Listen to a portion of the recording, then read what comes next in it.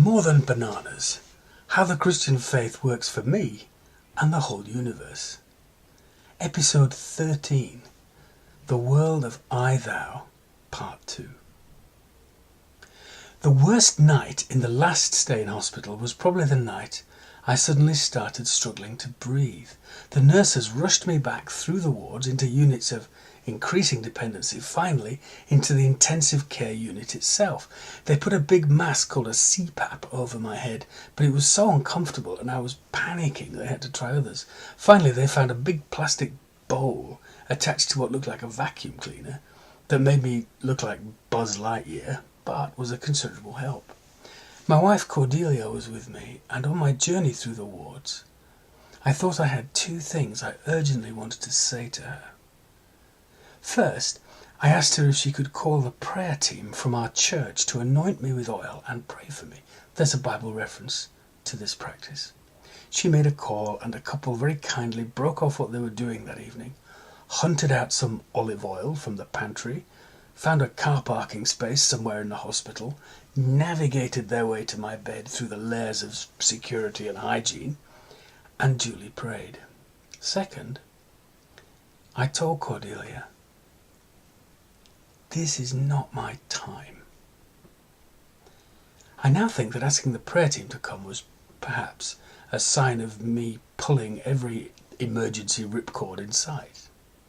But I feel differently about telling my wife I wasn't going to die.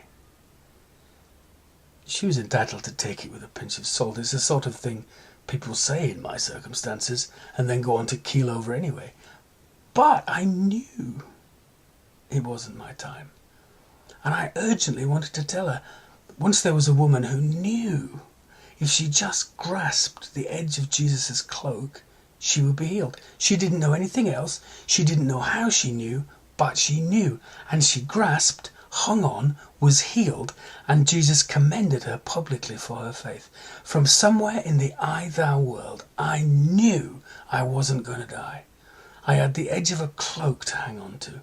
It wasn't my time. Later that day, they put me into a coma, and I was with the fairies for most of the following month, while my wife and family had the emotional route march of watching the doctors try everything and then say I probably wasn't going to make it.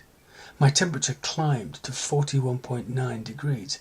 At 42 degrees, I understand, everything falls apart. But I didn't die. And when I eventually came around, paralysed and hallucinating, I had that same conviction that I was going to live, properly live again, with Cordelia and my family and my work and wonderful years ahead. Then there's the further, even deeper mystery of people praying for us. From the messages we received, hundreds claimed to be all over the world. So wonderful and humbling. Yet prayer, at least in the I-it frame of reference, makes no sense. God already knows the problem. When lots of people pray, does God feel somehow trapped and crowded and forced to act? Surely not. During the worst period of my coma, my church arranged a prayer vigil for us. Different people signed up to pray non-stop over 16 hours. An astonishing act of self-giving and love.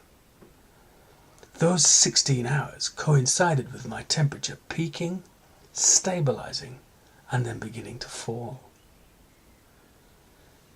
6 months later, the doctors were kind enough to say my recovery was remarkable. How does that work? I don't know.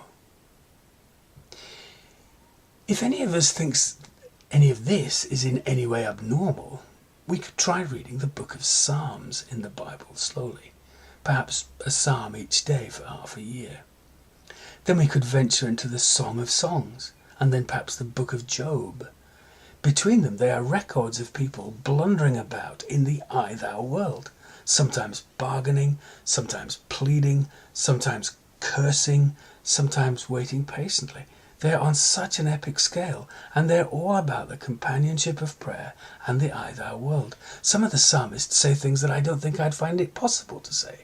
But then the people saying these things have suffered as I have never suffered. At least I see through the Psalms that my lesser experiences of God the Holy Friend in the companionship of prayer are perhaps on the right lines. Surely God is in this place. One further thing needs to be said about God the Holy Friend and the companionship of prayer, which is for the next episode.